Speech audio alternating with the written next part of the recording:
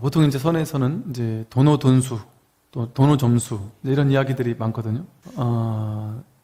도노돈수하면 도는 이제 몰록, 곧바로, 단박 이런 뜻이거든요. 단박, 곧장.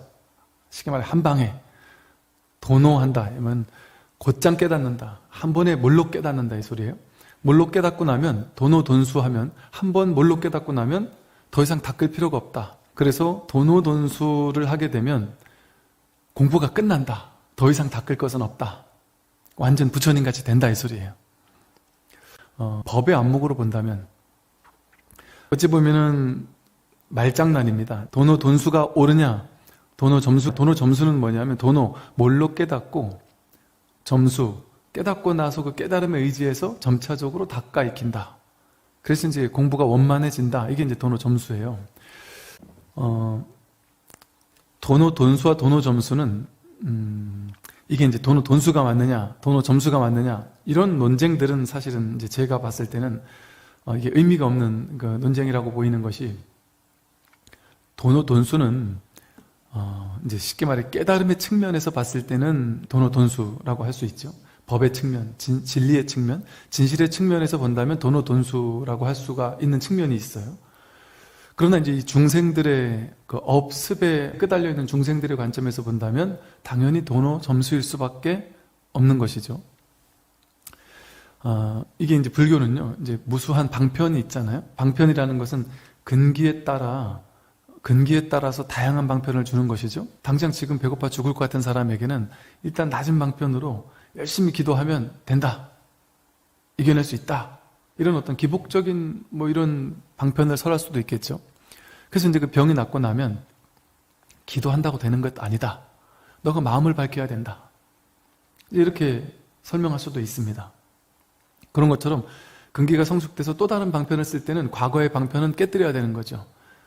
내가 이렇게 했지만 그거 아니야. 그래서 금강경 같은 선에서는 삼구법문이라는 표현으로 설명을 하는데, 처음에는 근기에 맞게 법을 설하고, 일구에서는 좋은 것을 주고, 이구에 가서는 그 좋은 것을 준 것을 반드시 빼앗아야 한다. 그래야 이제 삼구에서 비로소 정말 좋은 것을 줄 수가 있다. 이걸 빼앗지 않고서는 더 좋은 것을 줄 수가 없다. 이렇게 삼구법문으로 이제 설명을 하는데요. 이것과 비슷하게 예를 들어 여러분 윤회가 있느냐 없느냐 대표적인 질문들이죠. 부처님은 사후에 대한, 죽고 난 이후에 영혼이 계속됩니까? 아니면 단멸하고 끝납니까? 끝나버리는 건가요? 아니면 계속되나요? 이런 질문에 대해서 부처님께서는 사견이라고 하셔서 침묵을 하셨습니다. 부처님 가르침은 중도라는 것은 사견이 없는 것이 중도다. 그럼 무엇이 사견이 없는 것이냐? 무엇이 사견이냐? 내가 이것이 옳다라고 생각하는 주장은 전부 다 사견이다 이거예요. 그래서 부처님께서 어떤 초기 불교 경전에 어떤 얘기가 있냐면, 내가 이것이 옳다라는 주장을 가지고, 이런 견해를 가지고 이 견해가 옳습니까 틀립니까?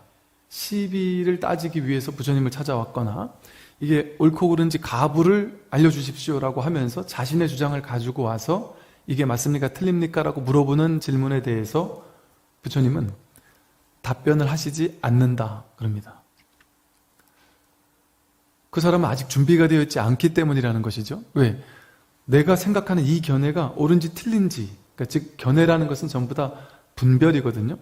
이 견해가 맞느냐 저 견해가 맞느냐, 보수가 맞느냐 진보가 맞느냐, 기독교가 맞느냐 불교가 맞느냐, 여러 가지 둘 중에 하나를 선택하는, 이거는 다 분별해서 기인하는 거라는 거죠. 이렇게 분별해서 어느 게 더 좋은지를 채택해 알려주십시오. 이게 답입니까 저게 답입니까? 이런 질문을 하는 사람에게는 부처님은 답을 하지 않는다. 왜냐하면 불교에서는 견해가 없어요. 견해를 내세우지 않는다. 어떤 견해도 내세울 것이 없다.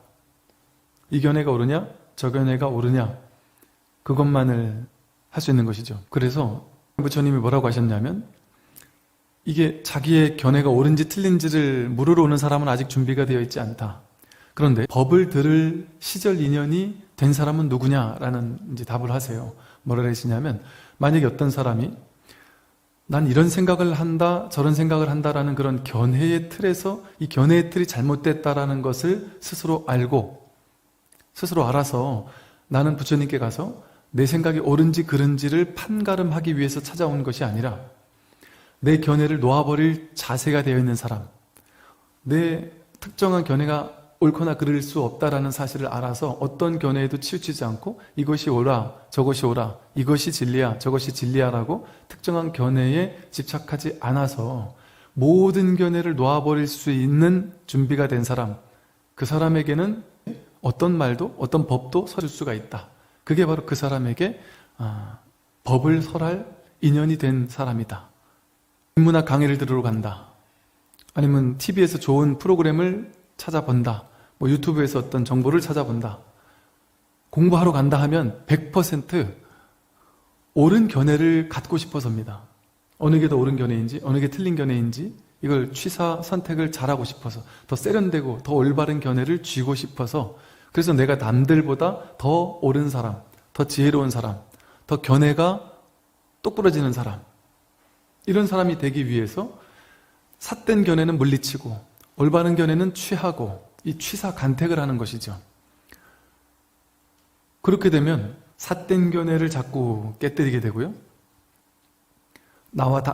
내가 옳은 견해는 자꾸 취하게 되니까 내 견해는 옳다라는 생각에 사로잡혀서 어떤 일이 벌어지냐면, 나와 틀린 견해를 말하는 사람은 거부하고 밀쳐내고 너는 틀렸어, 억압하고 내 주장이 옳아, 내 생각이 옳아라고 다툼이 생겨나기 시작합니다. 이 세상에서 있는 모든 학문과 또 모든 종교와 불교가 다른 점이 하나가 있다.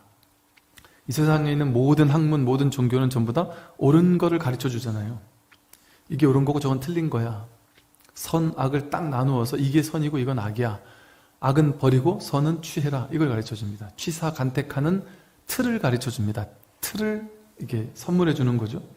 그러면 이제 그걸 들은 사람들은, 그게 종교가 됐든 사상이 됐든 철학이 됐든, 그걸 들은 사람은 이제 아주 훌륭한 효과적인 틀 하나를 내가 선물 받아서 견해를 내가 부둥켜 안고, 이 견해대로 살면 나는 잘 산 사람, 이 견해대로 안 살면 나는 죄 지은 사람, 거기서 선악이 나뉘게 돼요. 그래서 나는 이렇게 사는데 저 사람은 그렇게 안 살면 저 사람은 삿되게 사는 사람이고 적군이고 잘못된 사람이 돼버려요. 근데 이러한 취사간택, 선악이라는 것이 뚜렷한 사상에서는 적과 악을 둘로 나눠놓고 싸우고 전쟁도 불사합니다. 왜? 이건 절대 선이고 저건 절대 악이니까.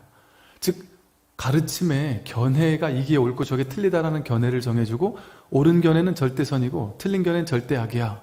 이렇게 되면 절대 선은 절대 악과 싸워 이겨야 됩니다. 그럼 종교 전쟁도 일어날 수 있고요. 저 사람은 이 진리라는 이름으로 죽여도 무방하게 되기도 한다는 것이죠. 그런 어리석음, 우를 범하는 것이죠. 근데 불교는 출세가 아니고 이 세상에 없는, 둘도 없는 가르침이다라는 이제 표현을 쓰는 이유는, 찾아보세요. 이 세상에 어떤 가르침이, 모든 견해를 뿌리 뽑아버리는 가르침이 어디 있어요? 효과적인 견해를 주지. 불교처럼 모든 견해를 이것도 아니다, 저것도 아니다. 중도가 그거잖아요. 이것도 아니다, 거기도 치우쳐서는 안 된다. 있는 것도 아니고 없는 것도 아니다. 어떤 것도 하나를 딱 정해서 이것이다라고 주지 않아요. 다양한 방편은 쓰되 핵심은, 제가 그래서 끝끝내 모를 뿐 하라고 하는 말이, 핵심은 정할 수 있는 법은 없다는 겁니다. 정할 수 있는 특정한 견해는 없다는 거예요. 그게 정견입니다. 그 바른 견해는 정견이 따로 없는 게 정견입니다. 따로 정할 수 있는 게 없는 것, 이것이 정견이냐 해서 딱 집어주는 게 없단 말이에요. 그게 정견입니다. 불교에서는 줄 것이 없다 이런 얘기를 하죠. 빼앗을 것만 있다. 왜냐하면 부처님만 좋은 걸 가지고 있으면 부처님한테 있는 거 우리한테 나눠줘야 되잖아요. 근데 진짜 좋은 건 여러분이 다 가지고 있단 말이죠. 완벽하게 모든 좋은 것은, 불성은 완벽하게 갖추고 있기 때문에 부처님은 불성을 줄 수 없어요. 불성은 자기에게 있는 거기 때문에, 법은, 깨달음은, 열반은, 해탈은 자기가 각자 가지고 있는 거기 때문에. 그런데 다만 자기가 이 보배를 가지고 있으면서도 분별의 때가 껴서, 맑은 거울에 분별이라는 때가 껴서 이 맑은 거울로 세상을 있는 그대로 비추지 못하는 것이죠.